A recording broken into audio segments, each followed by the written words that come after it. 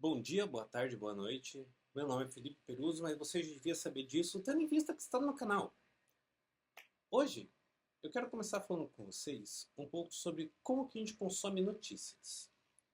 Quando a mídia de notícias, os jornais, passaram a ser distribuídos, as notícias eram consumidas através do jornal. A gente precisava ler.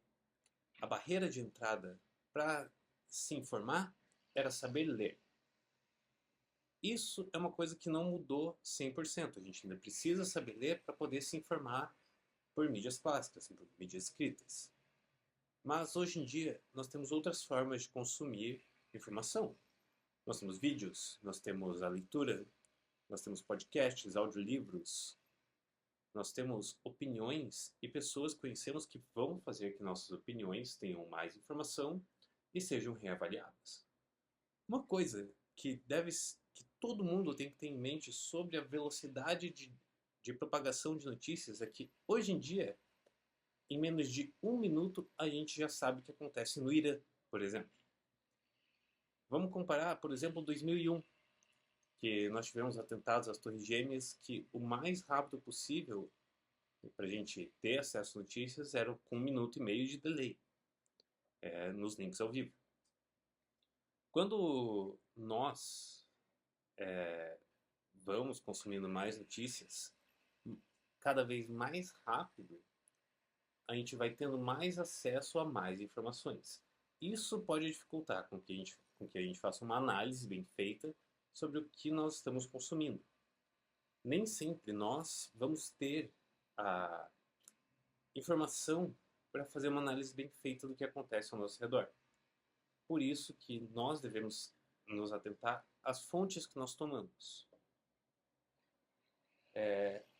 Hoje em dia, a gente tem que tomar muito cuidado com essas fontes porque a qualidade da informação é sempre enviesada.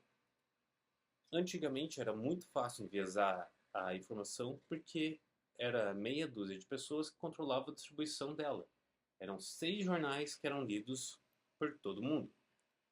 Hoje em dia, nós temos mais de 100 páginas de notícia só no Facebook. Hoje a gente tem muito mais possibilidade de conseguir informação do que antigamente. Por isso, é necessário que a gente tenha bastante cuidado de onde a gente pega nossas opiniões e informações. Ok? Compreendido? Então vamos seguir em frente. Essa semana a gente teve uma operação na sexta-feira no Complexo da Maré, no Rio de Janeiro, onde uma das jornalistas da Globo se assustou com sons de tiros vindos próximos do local de onde ela estava reportando ao vivo. É natural que ela tenha se assustado, mas existe uma discussão que eu quero ter com vocês sobre isso, que é sobre o transtorno de estresse pós-traumático indireto. O que é o transtorno de estresse pós-traumático? Sempre que a gente tem um trauma, seja ele grande ou pequeno, traumas eles são definidos como os pontos focais da nossa vida, pontos que as coisas mudam. São desde das nossas maiores tragédias até o fato de a gente aprender a ler e escrever, que para todos os efeitos é um trauma. Quando nós temos um transtorno de estresse pós-traumático, a gente não consegue lidar com essa situação que nos traumatizou sem reestressar, sem se estressar de novo. Por que que isso acontece? Porque o nosso cérebro, na hora de lidar com as coisas que aconteceram, precisa de vias comparativas para garantir que a gente sabe lidar com aquilo e que é uma experiência que não vai acabar com a gente. Esse transtorno de estresse pós-traumático indireto, ele é causado muitas vezes pelas nossas paranoias. Nós ficamos assustados com os sons, com as imagens, com o que a gente sabe que acontece lá fora. E isso pode nos causar medo, isso pode nos causar um estresse na hora de ter que nos colocar em situações de risco, como, por exemplo, sair de casa. Isso nos causa certos estresses maiores, como, por exemplo, nos deixa hipervigilantes. Sabe quando você sai na rua e fica o tempo todo procurando de um lado para o outro, vendo se tem alguma coisa acontecendo? Isso é hipervigilância. Isso pode ser um sintoma do estresse pós-traumático indireto.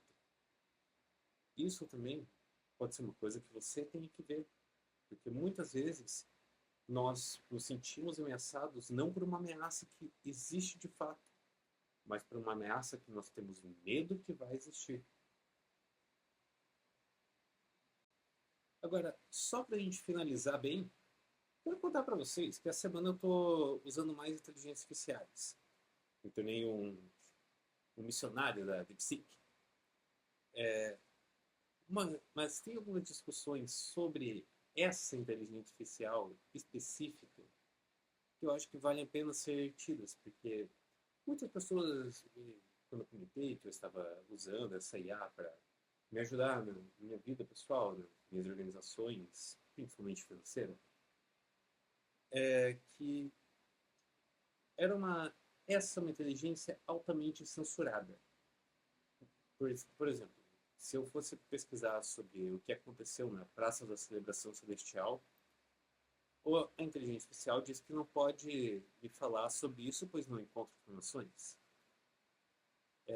Se eu falar sobre os massacres de abril, ele também não vai conseguir me dar informações. A não ser que eu mude alguns parâmetros, porque é coisa simples, tá ligado? Você só coloca um parâmetro diferente para ele não se autocensurar. Mas, sem contar o básico que todo mundo devia saber antes de começar a tentar mexer com inteligência artificial, eu acho que a gente devia tomar esse momento para se perguntar o quanto que nós nos censuramos. O DeepSeek é uma inteligência que usa bancos de dados da China. Naturalmente, ele vai estar sujeito a imposições sobre consumo de informações chinesas. A China não vai querer falar sobre os erros que o próprio governo cometeu. Eu também não vou falar sobre isso, porque esse não é meu escopo. O que eu quero falar é que a gente tem que ter muito cuidado de onde nós pegamos nossa informação. Da mesma forma que a gente escolhe usar o DeepSeek para fazer pesquisas que vão ser pesquisas bem feitas em uma base que a gente não usa, se a gente for comparar com a gente mesmo pesquisar no Google, a gente vai ter um acesso diferente a diferentes fontes de informação, porque o Google está alinhado não à China, mas ao próprio Google, onde eles escolhem as informações que eles vão puxar para a página inicial ou não. Outra coisa que é importante ter em mente quando a gente fala de inteligência artificial é que a gente não pode se tornar dependente da tecnologia. A tecnologia é uma ferramenta, não o profissional que nós somos, não a pessoa que nós somos.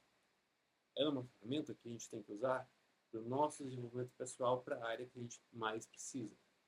No meu caso, eu uso para o meu planejamento financeiro. Eu também uso para o meu planejamento de agenda. Porque são duas áreas que eu tenho dificuldades. Mas você, como que você vai usar a inteligência artificial? Como que você vai se auto-melhorar usando as ferramentas que você tem à sua disposição? Muito bem. Então, hoje nós ficamos por aqui. Se possível, se inscreva, dê joinha, comente e nos vemos na próxima.